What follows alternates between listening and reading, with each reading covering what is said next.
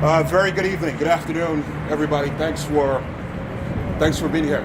Really appreciate everybody coming out today as we finalize the launch, the kickoff of Clean California, an initiative that the Governor Newsom, had us put together at Caltrans roughly only 2 months ago, and it's being culminated by this big day of action. This day of action also means, no doubt, a call to action for the state as well. And so I want to share just a little bit about what's happened and what's potentially going to happen. But before I do that, I want to thank Governor Newsom for his leadership in pushing Caltrans, pushing us to put something together to help revive pride in the state's public spaces. So thank you, Governor Newsom, appreciate it. And I want to thank Mayor Garcetti for his leadership in the city as well. He's been doing amazing work for many years in the city, and he's partnered with the governor in this effort to clean the entire region of LA up, but of course support us in the effort across the state as well. And I want to thank the Caltrans maintenance teams. You'll see a lot of people in orange vests and hard hats. You see them all here.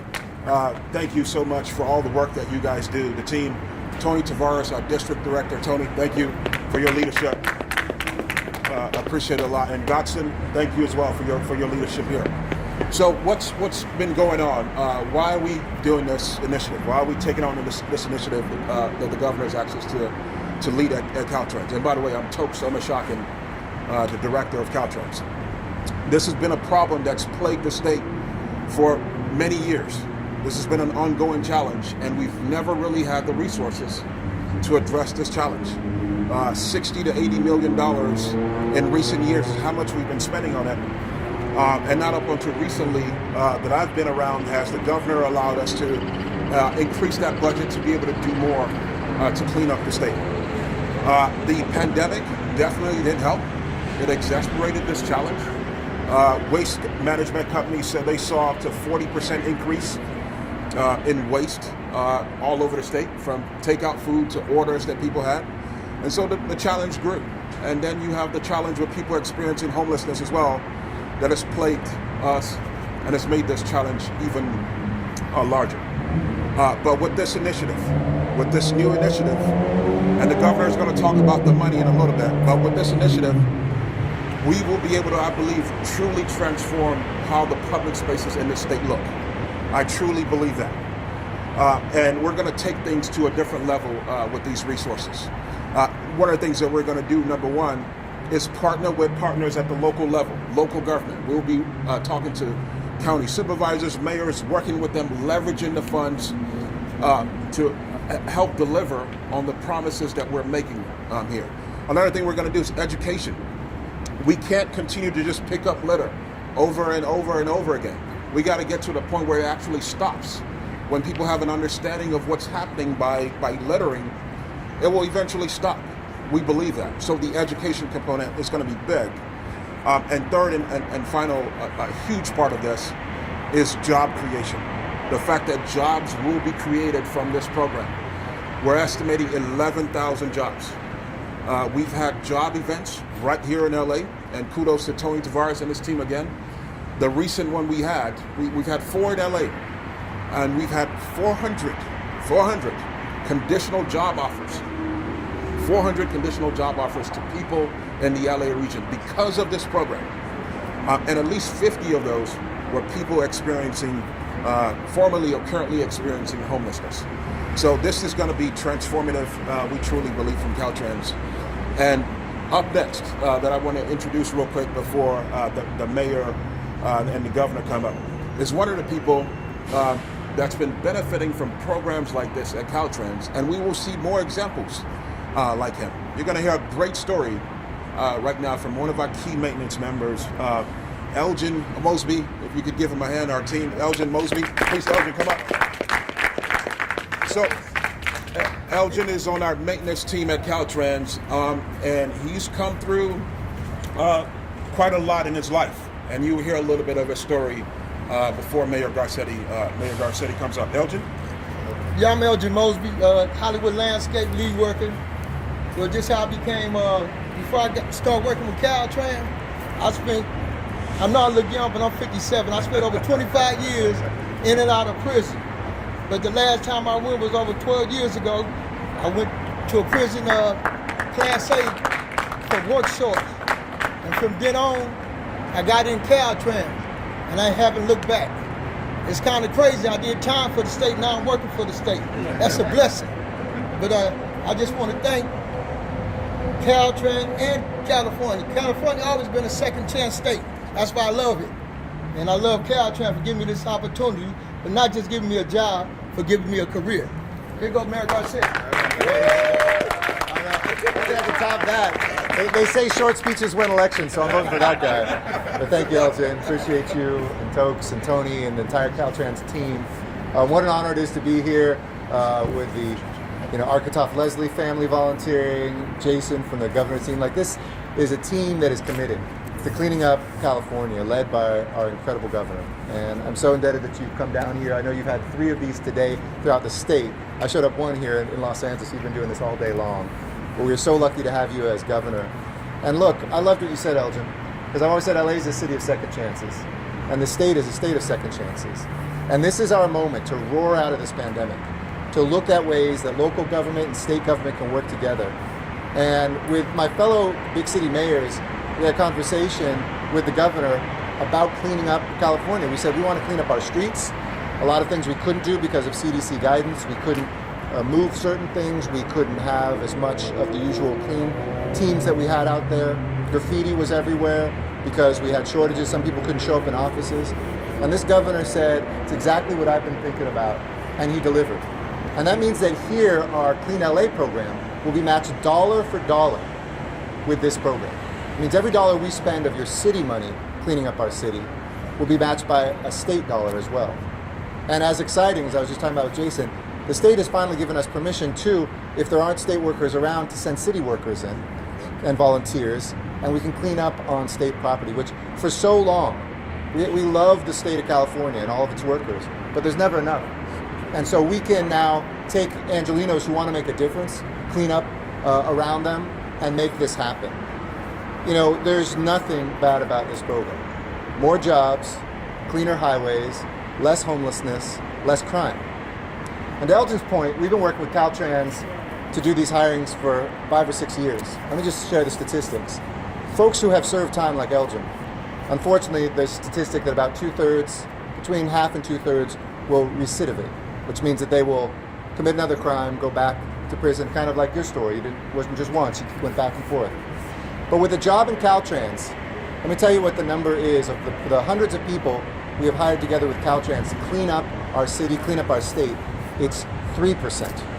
3% of folks going back to prison, which means this is a program for safety, it's a program to get people off the streets, it's a program for our environment, and it's a program for us to feel pride in our city and new jobs for people, 11,000 of them, including here. So thank you for doubling down on Los Angeles. Yo quiero decir también unas palabras en español, and then I'll introduce the governor. Gracias a Gobernador Newsom por su liderazgo y el liderazgo de su equipo, porque su liderazgo durante la pandemia y con programas como esto para limpiar nuestras carreteras y también dar más trabajos a la gente de Los Ángeles y California son críticos. Este es el tiempo a mejorar el medio ambiente, a reducir la indigencia, a dar más trabajos a nuestras comunidades y también a tener una ciudad hermosa. Y este es el resultado de este gobernador. And I'll switch over to English. I just want to say from the bottom of my heart, we had a lot of conversations during this pandemic. I always say you're not defined by the things you set out to do and how well you do them. You're defined by the things you don't expect to happen and how well you react to them. And by that measure, this is, if not the finest, one of the finest governors we've ever had in the state of California. I'm proud to call him a friend. I'm proud to clean up any day alongside him. He lifts up the heavy stuff, both figuratively and literally. Our governor, Gavin Newsom. Thank you, Mayor. And thank your wife as well, who's been patient waiting for you. So I'm very grateful you took the time to be here. Look, the streets of the state are too damn dirty. I mean, I see what you see. We all see with our own eyes. Like, what the hell's going on? Forgive the language, but it's an emotional thing because you as a taxpayer wonder what is going on. When you drive by and you see the entrances and exits, the underpasses, the overpasses, and you see these huge encampments and you see all this garbage, you see things that you should not see out on the streets and sidewalks, large couches and mattresses and all kinds of other things that I can assure you when you get out here and you do this kind of work, that again, you shouldn't see. And at the end of the day, as a taxpayer, you deserve the right to express yourself. Not just express frustration, but a little bit of rage. In a state that's running an $80 billion budget surplus, I'll repeat that. Largest budget surplus in American history, $80 billion. The least we can do is keep this state clean and address these systemic problems. Here's the problem. Toks just said it. $80 million. Before he got here, the biggest budget investment the state has ever made to get rid of the litter. I mean, you should be humiliated by the state because you probably do 10 times this at the local level. Is $80 million. $80 million for the entire state for its little litter abatement program through Caltrans. So we are looking to take that to a whole nother level. $1.1 billion. $1.1 billion for this effort. So we're not playing small ball. I know some people are, this is the kind of thing, I get it. You see the mayor, you see a governor, you see folks out here, they're cleaning up, cameras go away, and then everything goes back to normal. That is not what this is about. I have no interest in going back to normal. We're trying to push the boundaries of expectation, but also performance. And we've told Toks, man, this is on you, because at the end of the day, you're sitting there in the last couple of years, you've been asking for more and more and more and more. You got more, now we need better. We need seated performance. And I think what the mayor said is profoundly important. As a former mayor, nothing frustrated me more. I'm just going to say you were too kind. And Caltrans. Because at the end, I love you guys, but that jurisdictional boundary, and your mayor, you're like, no, I wish I could go right there. I can go across the street, but Caltrans won't let me in. There's legal issues, there's jurisdictional issues, there's staffing issues. Perhaps the most significant component of this initiative is the fact that we're working through those issues and we're allowing ourselves to share resources and have a more resourceful mindset, not only providing more staff from the city and the state, but also getting volunteers, because one thing the mayor and I know very well, you can't legislate spirit, you can't legislate pride. You got to manufacture it. That's people coming together across their differences for shared experiences.